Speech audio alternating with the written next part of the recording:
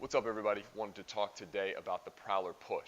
Now, the Prowler push is an exercise that I really like for particular reasons related to acceleration mechanics. So for me, I don't do a lot with the Prowler revolving around just conditioning, which I differentiate between the two. I think there's a mission with a Prowler push that is related to putting somebody in a position that improves acceleration mechanics, that being a training goal of a Prowler push. And then from there it is, is it a Prowler march? Is it a Prowler acceleration? Just some sort of resisted push that fosters that sort of acceleration lean versus a conditioning goal with a Prowler, which I see a lot of times we would look at and say technique may be bad, but I understand that this is just a complete the task conditioning challenge. So it's important to differentiate between the two, because if a goal is improvement of acceleration mechanics or something related to linear sprinting, then that technique really has to be appreciated, and that has to turn into, as I termed, a trainable version of this exercise, of this Prowler push. I really like this piece of equipment for that particular reason, for some work on acceleration sort of mechanics, because it allows you to keep this lean throughout the exercise. And versus a wall drill, which again, this is a stationary sort of first version of introducing some acceleration concepts when it comes to ankle positioning, knee positioning, torso control, core engagement, what that lean actually means. Okay, great. That's an intro to concepts, but I think this Prowler allows for these things to be carried out as sort of a bridge to having success with some sort of acceleration start, okay, without the aid of this support in front of you. So, but what this does again is now take the concepts you've learned from the wall. Can you get into that same torso position or a similar torso position to how you were on the wall, a similar lean to how you were positioned on the wall? Okay, great. Get into that same position, and then what was that action that you did on the wall that you would now do here? Well, that would be some sort of knee drive to then push and progress forward. The difference from the wall to the Prowler is obviously we can push and move forward. So again, that added complexity in that bridge towards working on accelerations themselves. So what should that look like? And I think this is where we lose on the technique, and where I see a lot of people falter when using the Prowler is once we get into the push, the appreciation for position that we may have had on the wall, we lose sight of that, and we start pushing with maybe this sort of position here, or this sort of position here, okay? And you see in each of those positions, it's kind of this like knee pop up and then just stamping into the ground, not really covering much ground, not really appreciating position. When I get you off of this Prowler, my goal is for you to think about, okay, when I accelerate, can I mimic the position I was on this Prowler push? So if I'm saying that, if I'm believing that this is going to have any transfer to a sprint or acceleration, then I have to appreciate that position.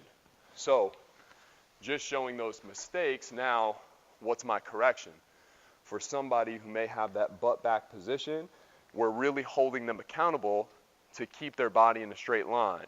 Even when you start pushing and we start moving forward, that position cannot change. So when you start moving forward, how do you keep that position? Well, that depends on what that knee drive looks like, I think. So if I push and my knee drive pops me up, then I think I start changing torso position.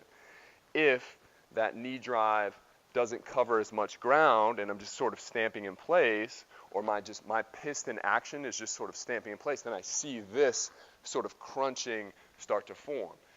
So the cue I'm going to give in a Prowler push is I want that knee drive, but just like how I would teach a wall drill, that knee drive is not up. I'm reaching that knee forward with my toe low to the ground, just like think track and field start, how low their feet are to the ground in those initial portions of acceleration. So then I get to the end of my knee drive here, okay? I have my foot dorsiflex, knee flex, hip flex, body in the same position as the wall drill, then I'm immediately covering the maximum amount of ground that I could in a good position. So then I can immediately push and keep that torso position. So each step is that push, keep torso position, full extension on backside, and then I reach that knee, again, keeping this lean, keeping hips down, body in a straight line. I reach that knee as far as I can go with a positive shin angle, okay, that's hopefully parallel to my back leg. Now I'm immediately interacting with the ground to push further forward. I'm getting that setup first, solidifying that setup, and cueing the athlete to keep this the whole time. The same goes for the arm position as well. If you start moving and we start seeing this, then I think things below start to go haywire a little bit. You can have a prowler where you're bending your arms, and if that's the way to keep a good position, fine, but let's still respect wherever your arms are, that the rest of the position then doesn't change, or you choose that arm position and you stay there. So if I can keep this reach for me, then I cue my eyes in front of the prowler here, just over that front bar. Once I can solidify this position, I feel core engaged. Let's see if the athlete feels that as well. Understand, let's keep that as we push along, and then we can have that first step of knee reach, toe up, dorsiflexion here, positive shin angle, and then we're going to push. So if I take these steps, hopefully I'm showing that I'm keeping that torso, that lean the same. Nothing is changing from waist up as far as spine position, as far as rib cage position, because I have that core engaged, and then I just reach and drive that knee in front of me with toe up, keeping toe close to the ground, and then I have that strike, that foot strike, to then push me further forward.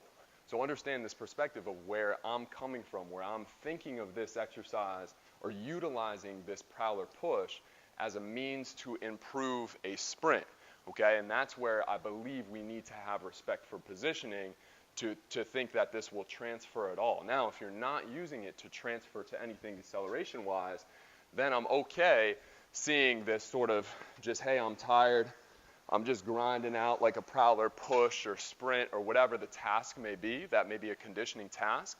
But again, that's very, very different than believing the use of this will transfer to some sort of hard start acceleration in this case. I'm utilizing this prowler push and then maybe getting into some sort of two-point staggered stance start to have this sort of, hey, this is your reminder of position and how that should feel and the type of force that you should put into the ground, because we have to overcome a resistance here.